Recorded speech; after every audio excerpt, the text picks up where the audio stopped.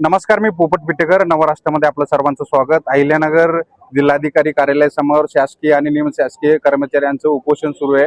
गेल्या 2 दिवसापासून हे उपोषण सुरू आहे. काय आहेत त्यांच्या मागण्या या संदर्भात बोलणार आहोत.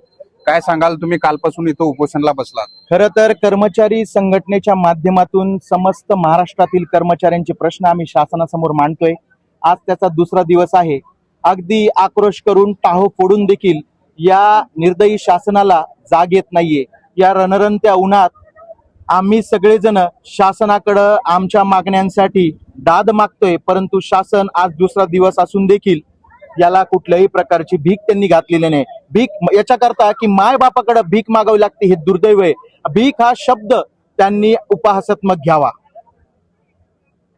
तुमच्या काय मागण्या आहेत आणि कशा संदर्भात हे करतात? खरं तर 20 वर्षापासून आमच्या प्रलंबित मागण्या आहेत. त्यातील प्रमुख मागणी आहे ही जी पेन्शनची आहे. जुनी पेन्शन योजना सामान्य कर्मचाऱ्याला मिळण्यासाठी तीच आमच्या आयुष्याचा खरा आधार आहे, आमच्या कुटुंबियांचा खरा आधार आहे. या मागणीसाठी तसेच केरळच्या धर्तीवर कॅशलेस सेवा ही आम्हाला मिळावी. आमच्यातील घटक संघटना असतील, यांच्या छोटे मोठे प्रश्न शासनाने मार्गी लावावे. आणि अगदी मनापासून सांगतो, शासनाला ही कुठलीही गोष्ट अवघड नाही. यासाठी शासनाने मनापासून प्रयत्न करणं गरजेचं आहे. हीच आमची मागणी आहे.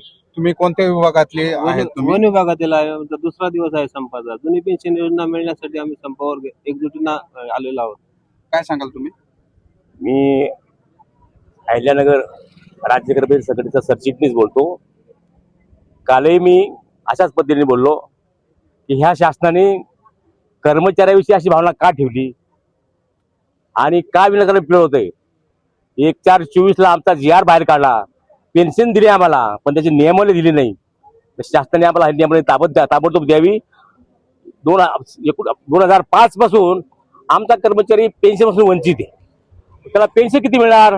2000, 3000, 2500. काय करीन नव्हतो तो, काहीच करू शकत नाही. आणि याउलट तुमची परिस्थिती पहा, तुमचे खासदार पहा, आमदार पहा, निवृत्त तुमचे झालेले खासदार पहा. त्यांना प्रत्येकाला 50-50 हजार पेन्शन, 1 लाख पेन्शन तुम्हाला त्यांना पगार देवला आहे. आणि आमच्या कर्मचारी तुम्ही काढून घेतला. अरे आमदार कामदारांनो, तुम्ही हे ध्यानात ठेवा, हे आपले कर्मचारी आहेत, यांच्याकरता तरी तुम्ही लढा, अशी आमची विनंती. या आंदोलनात महिलांचा देखील मोठ्या प्रमाणात सहभाग आपल्याला इथं पाहायला मिळतोय. काय सांगाल तुम्ही? गेल्या कालपासून तुमचं उपोषण सुरू आहे. आज संपाचा आमचा दुसरा दिवस आहे.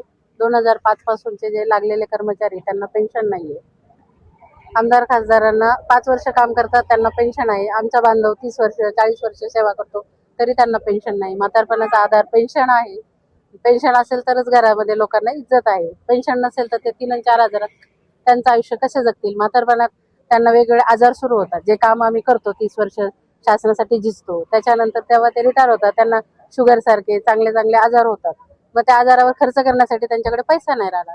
तेव्हा पेन्शन असेल तर ते व्यवस्थित जगू शकते. शासकीय व निमशासकीय कर्मचाऱ्याच्या वतीने 21 तारखेपासून पूर्ण महाराष्ट्रामध्ये विविध मागण्यासाठी या ठिकाणी प्रत्येक जिल्हाधिकारी कार्यालयाच्या समोर या ठिकाणी आंदोलन हाती घेण्यात आलेले आहे.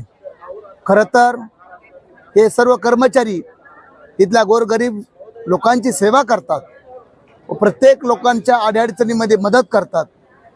रात्रंदिवस लोकांची सेवा करणाऱ्या माणसाची ज्या काही महत्त्वाच्या मागण्या येतात, त्या मागण्यासाठी गेल्या अनेक दिवसापासून हे आंदोलन करीत आहेत. परंतु या ठिकाणचे राज्यकर्ते, या राज्याचे मुख्यमंत्री माननीय देवेंद्र फडणवीस साहेब व त्यांचं सर्व सरकार या ठिकाणी जाणीवपूर्वक दुर्लक्ष करीत आहे आणि या ठिकाणच्या कर्मचाऱ्यांवर अन्याय करीत आहे. या लढ्याला वंचित बहुजन आघाडीच्या वतीने जाहीरपणे पाठिंबा देण्यात आलाय.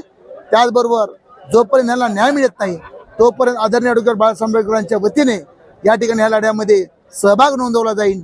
जोपर्यंत न्याय मिळत नाही तोपर्यंत आजच्या ह्या लढ्याला मी वंचित बहुजन आघाडीच्या वतीने जाहीर पाठिंबा देतो आणि थांबतो. जय महाराष्ट्र. लवकरात लवकर पेन्शन देण्यात यावी अशी मागणी हे कर्मचारी करताना आपल्याला पाहायला मिळते. पोपट पिटेकर, अहिल्यानगर.